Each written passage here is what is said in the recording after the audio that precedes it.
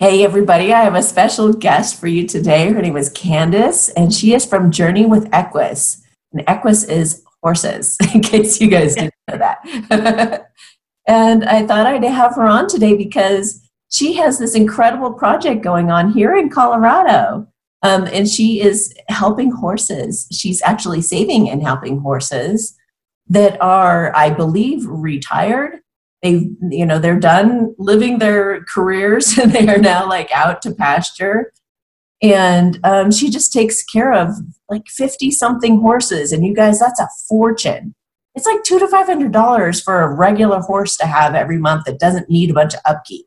So you can imagine, multiply like 200 or 500 towards, times 50 something. And this girl needs a lot of money and she gets she gets some help, but she needs a lot more help. So I thought I'd get on here and ask her some questions about what she does to get the word out, help get the word out. So please, if what she says resonates with you, spread the word. Send this to everybody that you know that is able to help with projects like this and has a heart for this. So, Candace. Hi there. How did this all start? How did you even get involved in something so incredible? Well, number one, so grateful to be here today, and thank you. Great question. I've been around horses and on the back of a horse since I was 3. So lifelong love of horses, grew up, rodeo, a lot of those different things. And what I knew about that is competition, and a lot of things that were out there never resonated with me. Yes. And looking back, I'm finding myself knowing that the purpose to do this was always in front of me. I was rescuing the misfits and the misunderstoods as a kid, much to my parents' dismay. About 10 years ago, I got involved with another local rescue here who does amazing things. And it really intensified my love for the horses that were retired, injured, misunderstood, maybe mentally damaged, that people were throwing away, that felt that they no longer had any gifts. And what we started out was more as a traditional rescue. And as I started to bring in, or these horses found me, which they truly do, we found that the turnaround wasn't going to be there. We weren't going to be successful in finding forever safe homes because of how America still tends to look at the value of a horse. So our mission became, how do we raise awareness of the gifts that these incredible beings have to offer us outside of being ridden? And my journey from coaching and with the love of horses kind of came together. And we found a program a couple years ago called Equine Gestalt Coaching Practitioners, which is a 2-year-long study, somewhat like a master's program. And what has happened with that is we are going out knowing that over 100,000 horses a year, as many of you or your listeners may know, are being shipped to slaughter each year in Mexico and Canada. Over 90% of them, according to the USDA, are healthy and can live out productive lives. Wow. And are still finding themselves, right? Still finding themselves in these horrible positions. So we are twofold. We've turned into a sanctuary, meaning we do have a limit on how many we can house right now due to funding, where we are actually severely underfunded. And they come in, we rehabilitate them, whether it's mental or physical. And if they choose to come back and trust and want to give to humans, they then partner with us as an equine coaching partner to work with individuals who need to heal traumas, get in or on their path to purpose. And our program is Healing Through Horses. We're looking to raise enough funds in the next year to help over 300 people, focusing on survivors of domestic abuse, survivors of human trafficking, PTSD, at-risk youth, and many, many more at-risk demographics. So that's kind of where we are. The horses that don't, there's some that come back and go, look, I don't trust humans anymore. I'm really done with you guys. They get to live out their life with us. So they know love, they know compassion, they know safety, and then the others partner with us. The goal is in the next year to have 5 more really solid coaches, just like myself, that are able to continue to expand this program. That's incredible. Long story short. Short story long. That's just incredible. So do you have like some videos on YouTube that kind of show the program and like how this all works? Or like, do you have a website that you could let them Yeah, know? couple different places. You can find us at www.journeywithequus.com. So website has photos of most of the herd, some more information on the different programs that we're focused on. We are on Facebook at Journey with Equus, and a lot of information, a lot of stories are there.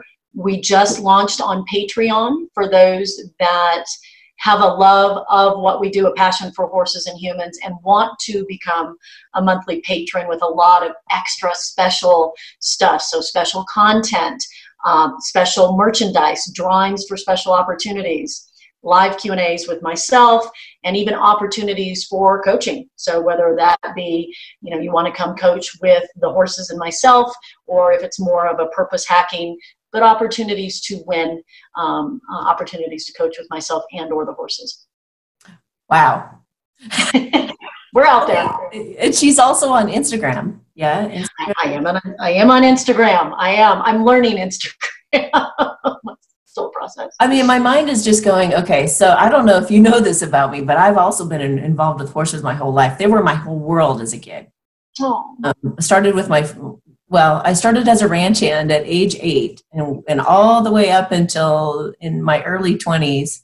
I worked at like Ferrante Cutting and Western, Santa Clarita Equestrian Center, K&K training stables, so I've just always been involved with horses to some degree until like my mid 20s, I think.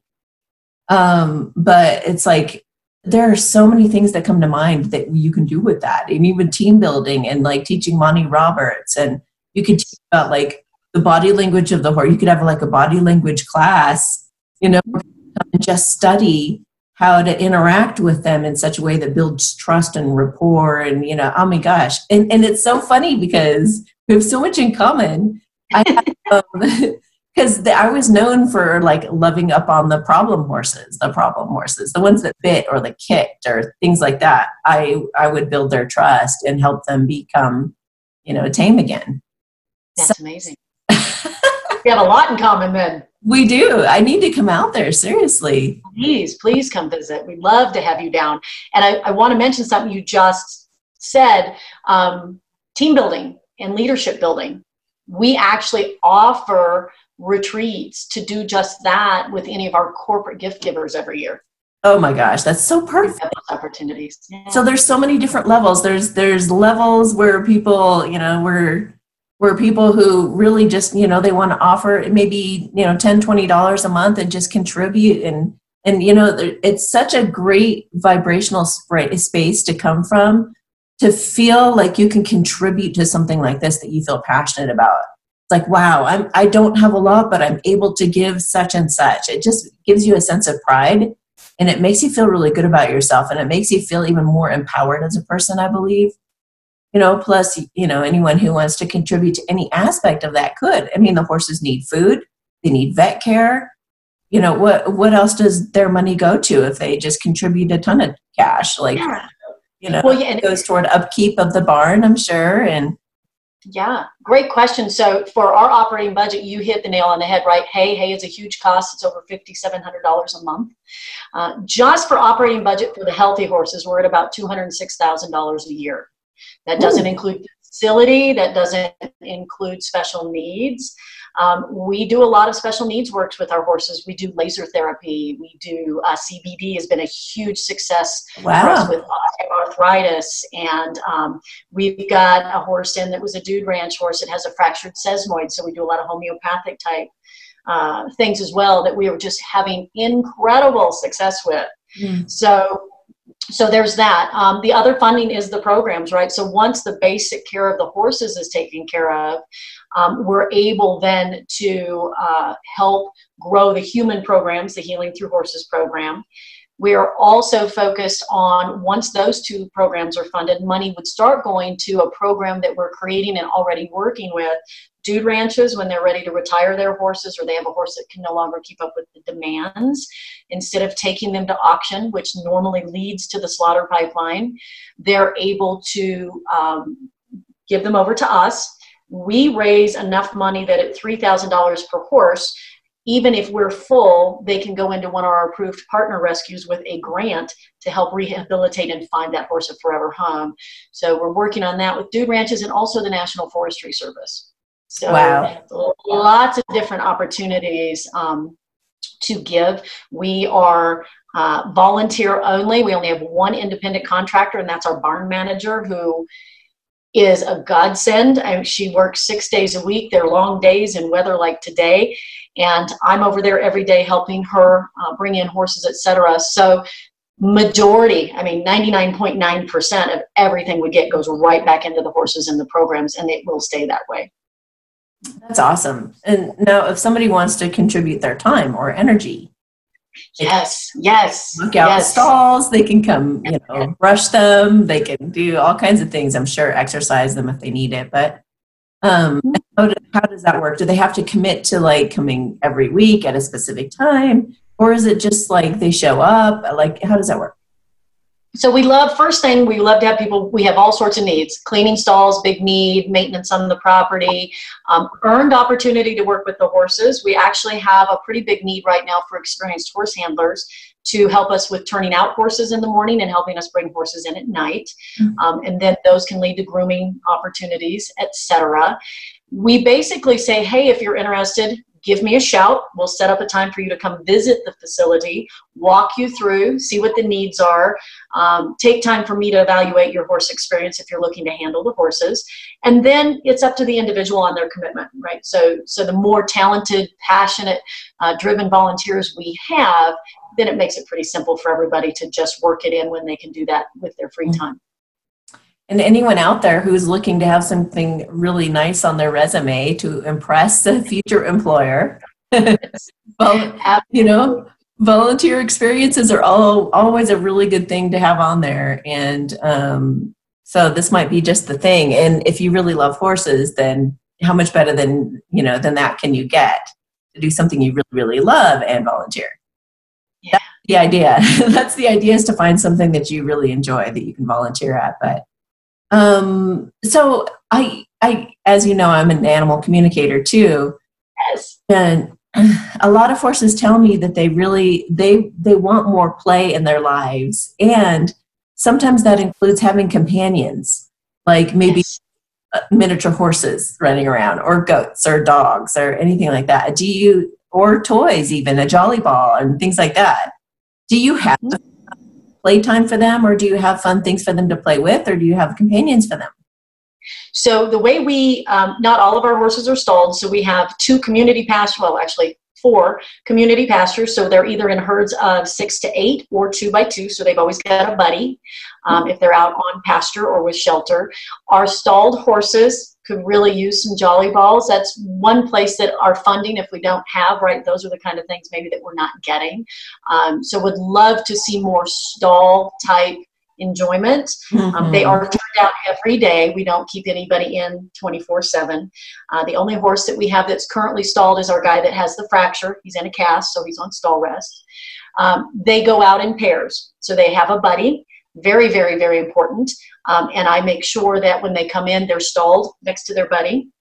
And you hit the nail on the head, right? So important that these guys get to have buddies.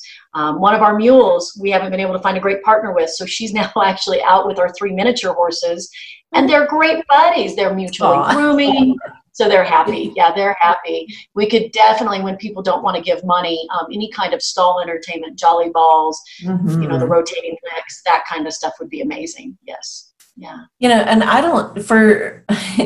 and for those who don't know what a jolly ball is, it's like that has a handle on it, and it's really strong. It's really tough. So the horses can play with it. They can bite it. They can bounce it. And it's fairly big. So they just love it. And what was I going to say? That if a lot of people don't even know like what horses are like to hang out with. They're like, horses, why would I? They're big. They're like big giant dogs. What do they do? But they are so sweet. They really are like big giant dogs. they're very playful. They're very, very sweet, affectionate. They'll follow you around. They'll call when you come. They cuddle. I remember one of my favorite memories of my horse was one day we were really cold, so we snuggled into some shavings, and she eventually laid down beside me, and I was just so shocked. I didn't want to move and like startle her and make her get back up again, so I like was moving really slow. And she laid next to me and put her head down and started to sleep. And I cuddled into her neck and fell asleep on her. And my trainer walked up later and saw that, and he was just like, "Oh my gosh, that's a moment. That doesn't happen every day. That's not normal." And they're very moody sometimes. They're particular, just like people. They don't like certain brushes, and they don't like to walk by certain horses or other horses, and they don't. Some of them are kind of scared of certain sounds or things that they're just like people. They're a lot like people. So they've got these incredible personalities, and they're so gentle. Like, what would you say really kind of maybe surprises some of these people who come to be a part of the program that they didn't realize before about horses, or like what moves them when they first experience a horse? It's interesting, right? Because so many people don't have experience with horses, and we hear when a lot of people come in, "Oh, they're so big and they're scary," and respectfully, that some of them are 1,200 pounds, right? So they are big and they are powerful. And when a horse allows you that trust, like your story, to be able to have that relationship, and through the coaching that we do, which is very experiential, always very hard to explain what to expect. Even growing up with horses, for me, horses were always about calm. They were my safe place. There was no judgment. As a teenager, you could go, you can cry, you can do all these wonderful things and just be present with them. And they really, not knowing that as a kid, and I think what people experience even without having been around horses, is they're able to move and pull some of our energy, our heavy energy, off of us. They're almost kind of like an animal Reiki healer, and they're ready to, a healthy horse can push that energy off. So we find people being very surprised by how they feel after they've just been in the presence of a horse for a certain amount of time. In the coaching process, we have horses where they're shocked and don't understand. Is I'll ask questions, and they're asking me, "Well, what would move you as a facilitator or as a coach to ask me that question?" Yet it's the horse that's showing me. We have several that do energy balancing. They will show me where people's energy is stuck, which allows me then to ask questions. They show you like a couple that pantomime. How do they show you? How do they show you? So they'll line up their chakra point, their energy point, the major chakras. They'll line theirs up with the humans. So neck to neck. That's a big one. I see a lot with not being heard, not being enough, maybe not having something to say, and the horse will come up and literally line. Now they've got two. They've got a higher and a lower, which is kind of more at the top of the neck and then at the bottom of the neck. Yet they'll line up with the human to give me an indication that there's some energy stuck there, right? Wow. For me to dig a little deeper. Incredible. Even as a horse person, wouldn't have believed it till I've lived that. I know. So, and that's their gift. You can't train them. They either choose, right? That's just where they stand. We have horses that pantomime. So maybe we're in a situation where somebody's talking through an experience in their life or something that's not right now. And that horse will pantomime potentially that situation. And it gives individuals such a clear experience versus a human telling them, well, this person's pushing your boundaries, right? This horse is acting this out, and it's so real. What? Like, give an example. What? Yeah, so interesting situation with a client that was not even in the round pen. She was sitting outside the round pen, and we were talking through some experiences. A couple things will show up. One, when a person's anger or angst may rise, I have a horse that's generally pretty calm. When that starts to show up, he blows up. So he'll start running and bucking and getting very agitated, right? So then I can go, how does that make you feel, right? So that was their energy coming up. Wow. Showing me. I have a couple that are very sensitive to anger, right? We never allow the anger to be put towards the horse, yet even if they're outside and they're getting angry or they're getting upset, that horse will mimic that behavior. That's incredible. So it is truly incredible. That explains a lot, doesn't it? Like, if you think about all the problem horses that I've worked with through the years, it's like, who are they interacting with? What was going on there? Because they never tried to bite me. Right. Well, we're the recipient of it, right? The other thing I think we found as a lifelong, and I'm not a trainer, I'll never tell you I am, I don't profess to be. They show me every day where I'm showing up. And I think that's how. Wow. If I get hurt, I'm not present, something's going on, maybe I'm angry or whatever. But anytime I've been bit, ran over, whatever goes on with some of these guys, it's them making me aware of maybe somewhere in my life where I'm being pushed or not. I'm shocked.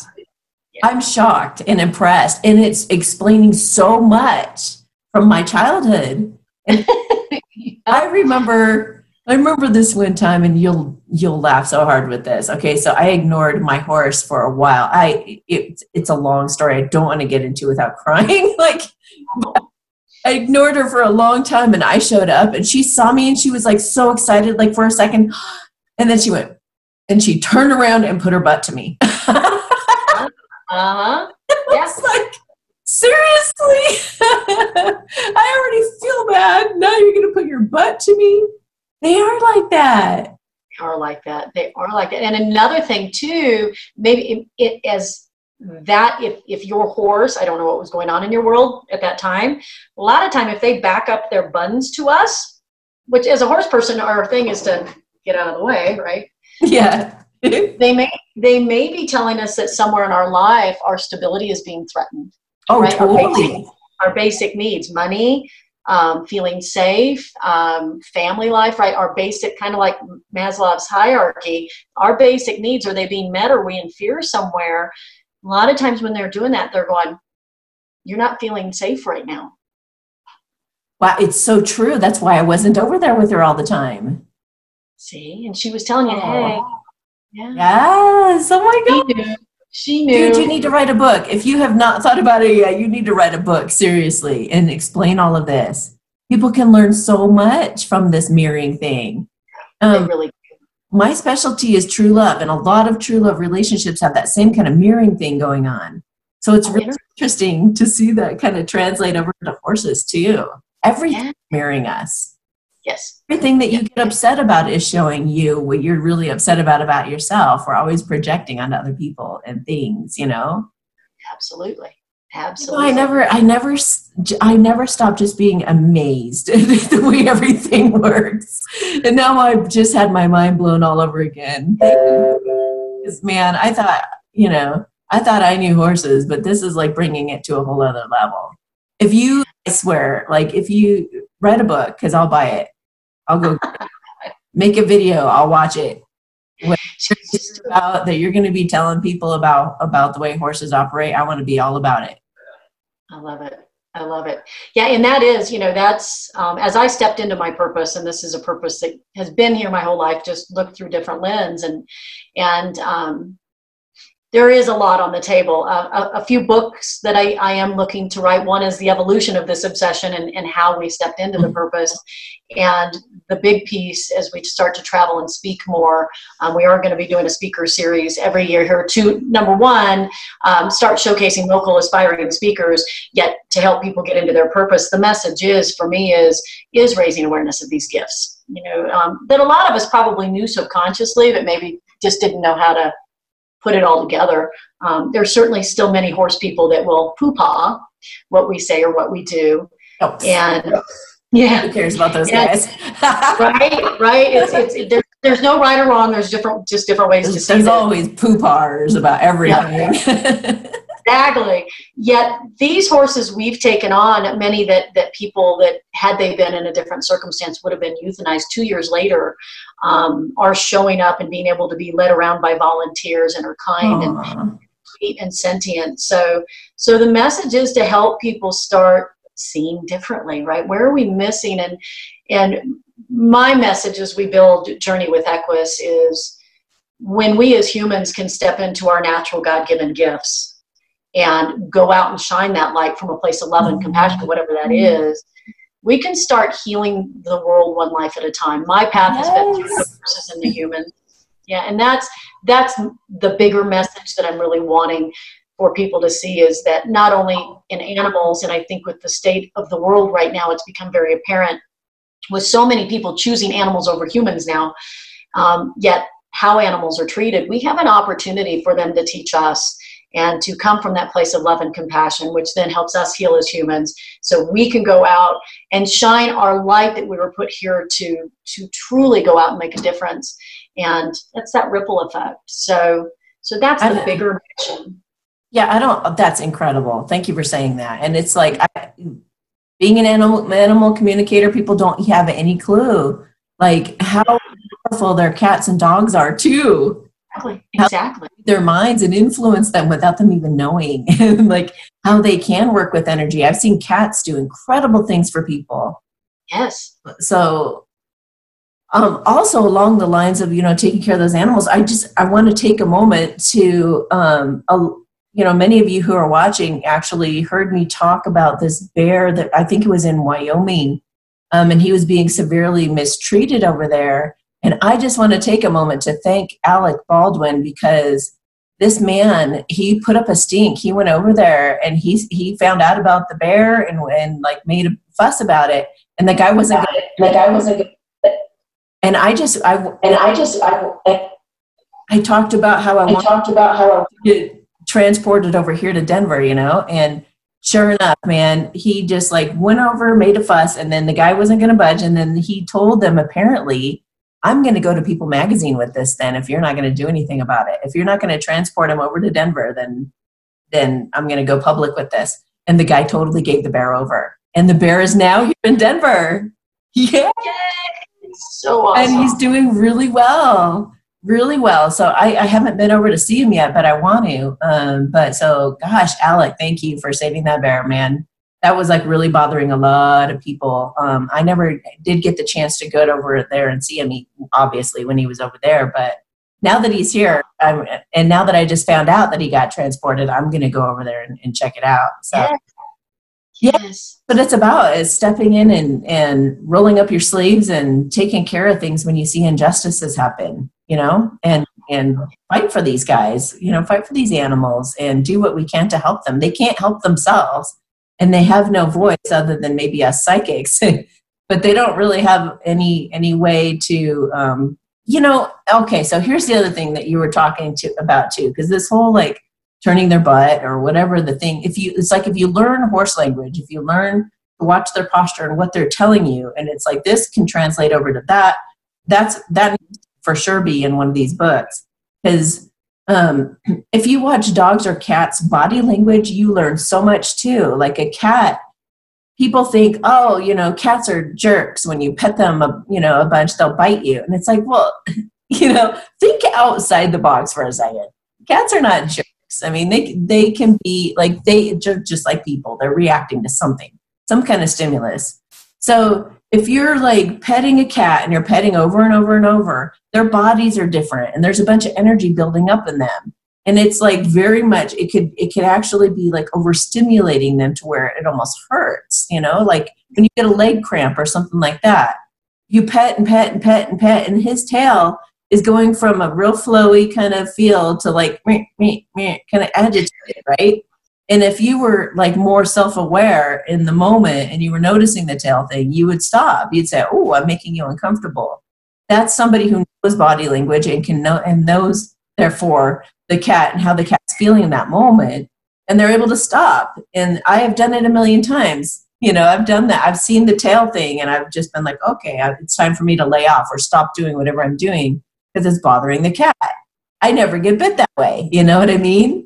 But so many more people need to be aware of body language of animals so that they know what it means when their ears start moving a bunch or their head starts bobbing or their, whatever it is, the body language thing is.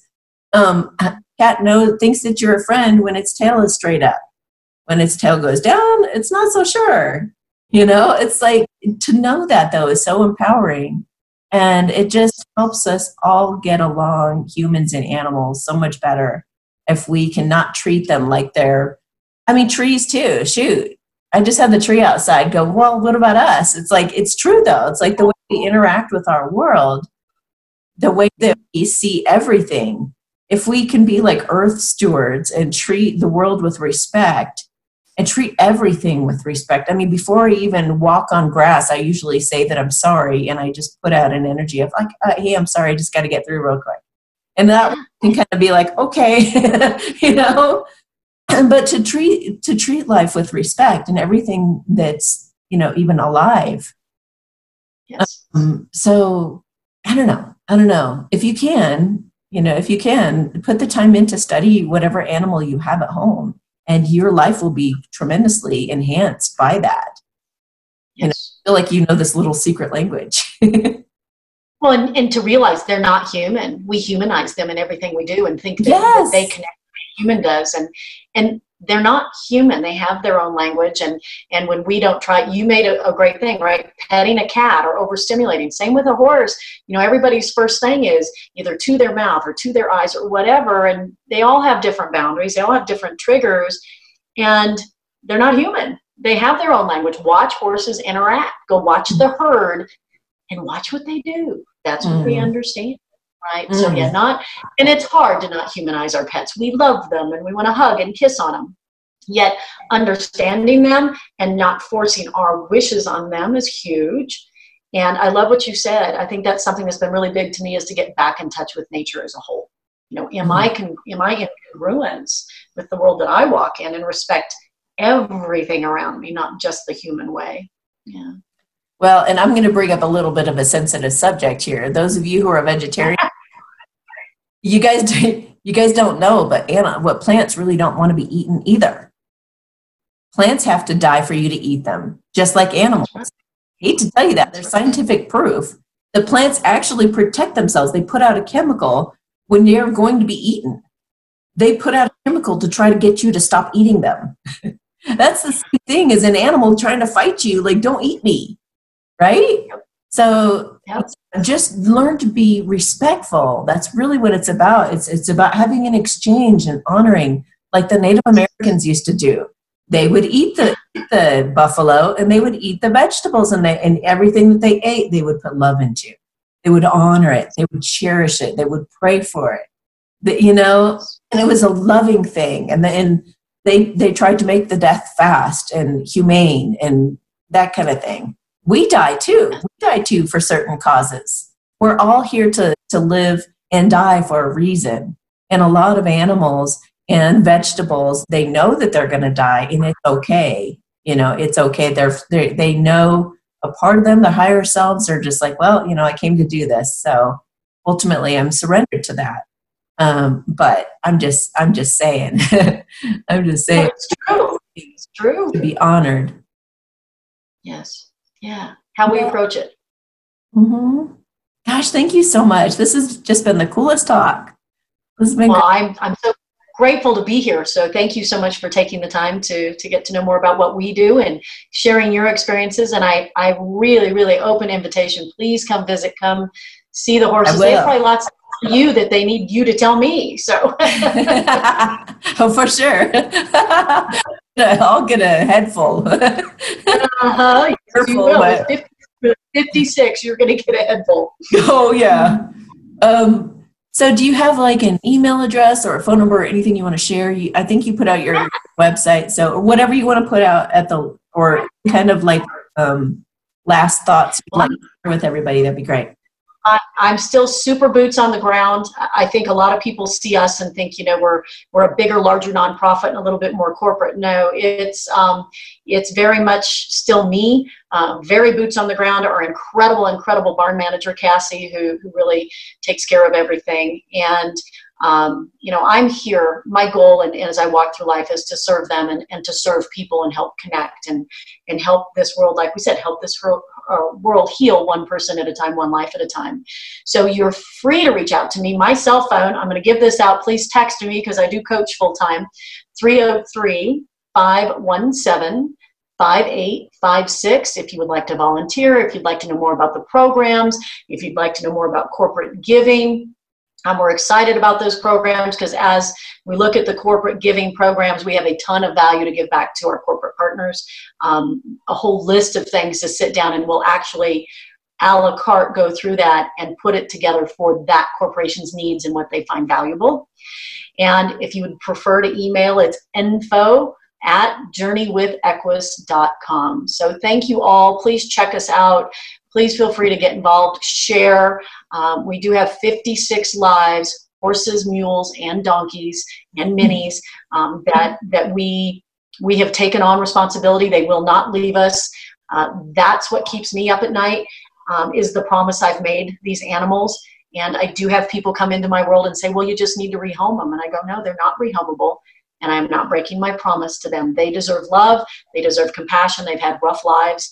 And that's what keeps me up at night. That's what gets me out of bed every day, even if I've been up all night, is how do we go make a difference and keep the promise to these incredible sentient beings? And in the process, how can we as a community start reaching out and helping more people heal?